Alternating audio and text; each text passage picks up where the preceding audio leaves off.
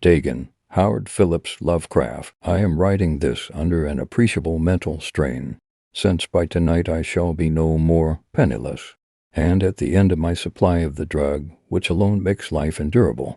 I can bear the torture no longer, and shall cast myself from this garret window into the squalid streets below. Do not think from my slavery to morphine that I am a weakling or a degenerate. When you have read these hastily scrawled pages you may guess, though never fully realize, why it is that I must have forgetfulness or death. It was in one of the most open and least frequented parts of the broad Pacific that the packet of which I was supercargo fell a victim to the German sea raider. The Great War was then at its very beginning, and the ocean forces of the Han had not completely sunk to their later degradation, so that our vessel was made a legitimate prize, whilst we of her crew were treated with all the fairness and consideration due us as naval prisoners. So liberal, indeed, was the discipline of our captors, that 5 days after we were taken I managed to escape alone in a small boat with water and provisions for a good length of time. When I finally found myself adrift and free, I had but little idea of my surroundings, never a competent navigator. I could only guess vaguely by the sun and stars that I was somewhat south of the equator. Of the longitude I knew nothing, and no island or coastline was in sight. The weather kept fair, and for uncounted days I drifted aimlessly beneath the scorching sun, waiting either for some passing ship or to be cast on the shores of some habitable land. But neither ship nor land appeared, and I began to despair in my solitude upon the heaving vastnesses of unbroken blue. The change happened whilst I slept. Its details I shall never know, for my slumber, though troubled and dream-infested, was continuous. When at last I awaked, it was to discover myself half sucked into a slimy expanse of hellish black mire, which extended about me in monotonous undulations as far as I could see, and in which my boat lay grounded some distance away. Though one might well imagine that my first sensation would be of wonder, so prodigious and unexpected a transformation of scenery, I was in reality more horrified than astonished. For there was in the air and in the rotting soil a sinister quality which chilled me to the very core. The region was putrid with the carcasses of decaying fish, and of other less describable things which I saw protruding from the nasty mud of the unending plain. Perhaps I should not hope to convey in mere words the unutterable hideousness that can dwell in absolute silence and barren immensity. There was nothing within hearing, and nothing in sight save a vast reach of black slime.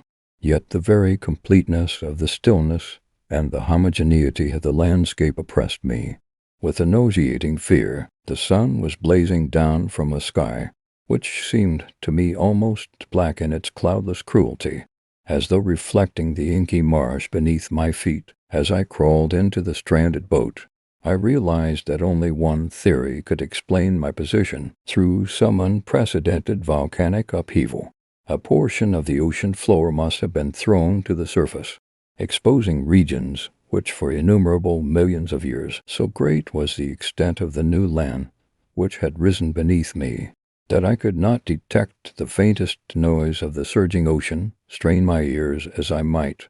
Nor were there any seafowl to prey upon the dead things. For several hours I sat thinking or brooding in the boat, which lay upon its side and afforded a slight shade as the sun moved across the heavens. As the day progressed, the ground lost some of its stickiness, and seemed likely to dry sufficiently for traveling purposes in a short time. That night I slept but little, and the next day I made for myself a pack containing food and water, preparatory to an overland journey in search of the vanished sea and possible rescue. On the third morning, I found the soil dry enough to walk upon with ease.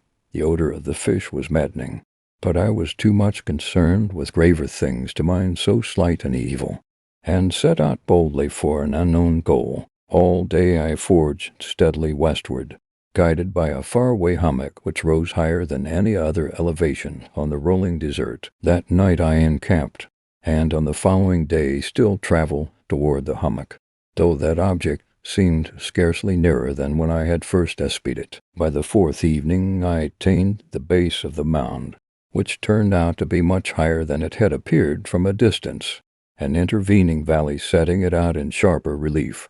From the general surface, too weary to ascend, I slept in the shadow of the hill. I know not why my dreams were so wild that night, but ere the waning and fantastically gibbous moon had risen far above the eastern plain, I was awake in a cold perspiration, determined to sleep no more. Such visions as I had experienced were too much for me to endure again, and in the glow of the moon I saw how unwise I had been to travel by day. Without the glare of the parching sun, my journey would have cost me less energy.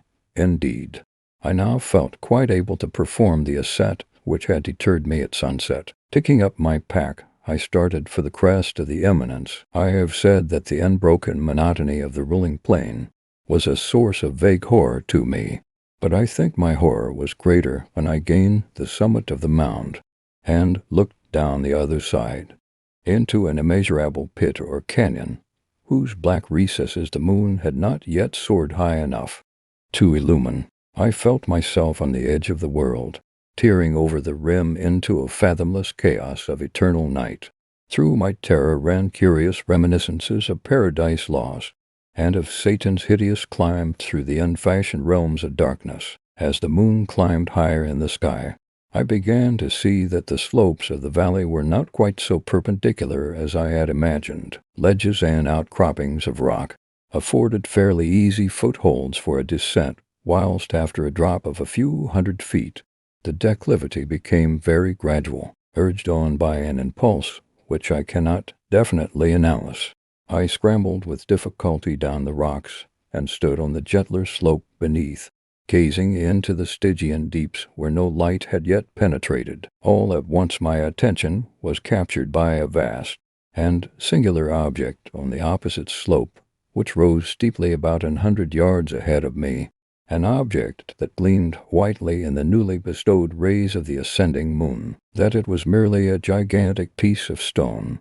I soon assured myself, but I was conscious of a distinct impression that its contour and position were not altogether the work of nature. A closer scrutiny filled me with sensations I cannot express, for despite its enormous magnitude, and its position in an abyss which had yawned at the bottom of the sea since the world was young, I perceived beyond a doubt that the strange object was a well-shaped monolith whose massive bulk had known the workmanship and perhaps the worship of living and thinking creatures. Dazed and frightened, yet not without a certain thrill of the scientist or archaeologist's delight, I examined my surroundings more closely. The moon, now near the zenith, shone weirdly and vividly above the towering steeps that hemmed in the chasm, and revealed the fact that a far-flung body of water flowed at the bottom, winding out of sight in both directions, and almost lapping my feet as I stood on the slope.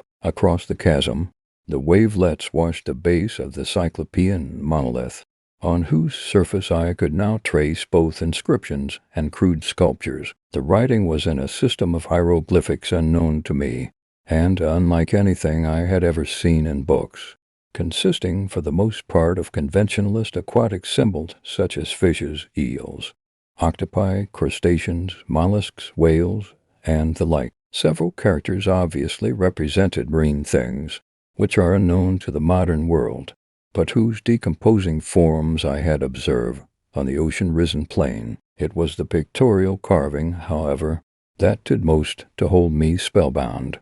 Plainly visible across the intervening water on account of their enormous size were an array of bas-reliefs whose subjects would have excited the envy of a Dore. I think that these things were supposed to depict men, at least a certain sort of men, though the creatures were shewn disporting like fishes in the waters of some marine grotto, or paying homage at some monolithic shrine which appeared to be under the waves as well. Of their faces and forms I dare not speak in detail, for the mere remembrance makes me grow faint, grotesque beyond the imagination of a Poe or a Bulwer. They were damnably human in general outline, despite webbed hands and feet, shockingly wide and flabby lips, glassy, bulging eyes, and other features less pleasant to recall. Curiously enough, they seemed to have been chiseled badly out of proportion with their scenic background, for one of the creatures was shewn in the act of killing a whale, represented as but little larger than himself. I remarked, as I say, their grotesqueness and strange size, but in a moment decided that they were merely the imaginary gods of some primitive fishing or seafaring tribe, some tribe whose last descendant had perished eras before the first ancestor of the Piltdown or Neanderthal man was born. Awestruck at this unexpected glimpse into a past beyond the conception of the most daring anthropologist, I stood musing whilst the moon cast queer reflections on the silent channel before me. Then suddenly I saw it, with only a slight churning to mark its rise to the surface. The thing slid into view above the dark waters, vast, Polyphemus-like, and loathsome. It darted like a stupendous monster of nightmares to the monolith, about which it flung its gigantic scaly arms, the while it bowed its hideous head and gave vent to certain measured sounds. I think I went mad. Then, of my frantic ascent of the slope and cliff, and of my delirious journey back to the stranded boat, I remember little. I believe I sang a great deal, and laughed oddly when I was unable to sing. I have indistinct recollections of a great storm, some time after I reached the boat. At any rate, I know that I heard peals of thunder and other tones which nature utters only in her wildest moods. When I came out of the shadows, I was in a San Francisco hospital, brought thither by the captain of the American ship which had picked up my boat in mid-ocean. In my delirium I had said much, but found that my words had been given scant attention. Of any land upheaval in the Pacific, my rescuers knew nothing, nor did I deem it necessary to insist upon a thing which I knew they could not believe. Once I sought out a celebrated ethnologist, and amused him with peculiar questions regarding the ancient Philistine legend of Dagon,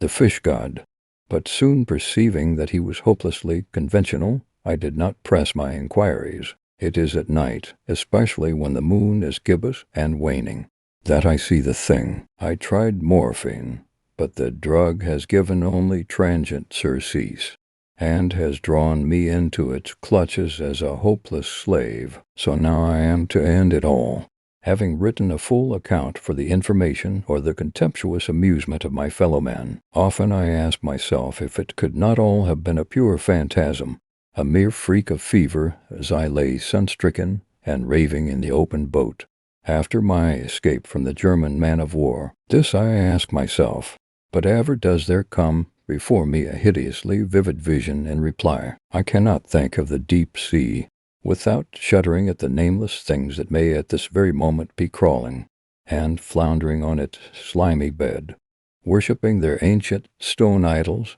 and carving their own detestable likenesses on submarine obelisks of water-soaked granite. I dream of a day when they may rise above the billows, to drag down in their reeking talons the remnants of puny, war-exhausted mankind, of a day when the land shall sink, and the dark ocean floor shall ascend amidst universal pandemonium. The end is near. I hear a noise at the door, as of some immense slippery body lumbering against it. It shall not find me. God, that hand, the window,